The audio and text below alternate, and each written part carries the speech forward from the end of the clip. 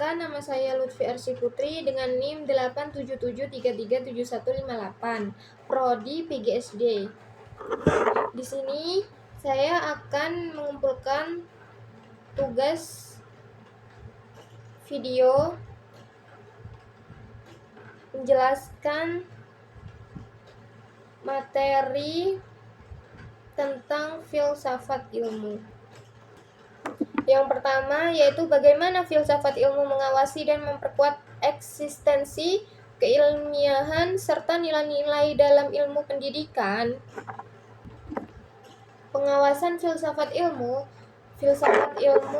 mengawasi eksistensi ilmu pendidikan dengan mempertanyakan hakikat pendidikan sebagai proses pengembangan manusia secara utuh atau ontologi.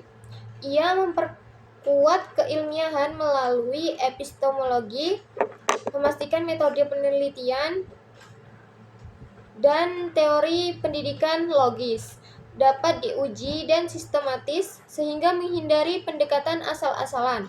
Selain itu, aksiologi menjaga nilai-nilai agar pendidikan tidak hanya teknis, tapi juga beretika dan berorientasi pada kemanusiaan. Yang kedua, bagaimana pendidikan yang bermakna dan bernilai turut memperkuat perkembangan filsafat ilmu. Penguatan dari pendidikan yang bermakna dengan fokus pada pengalaman siswa dan nilai humanis justru memperkaya filsafat ilmu dengan data empiris dari praktik lapangan.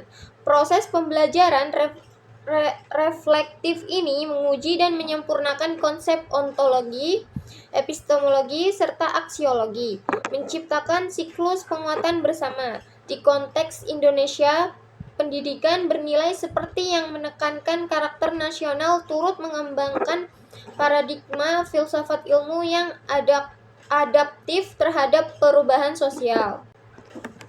Yang ketiga, mengapa filsafat ilmu dapat disebut sebagai pisau analisis atau ontologi, epistemologi, dan aksiologi dalam membedah persoalan-persoalan pendidikan? Filsafat ilmu sebagai pisau analisis.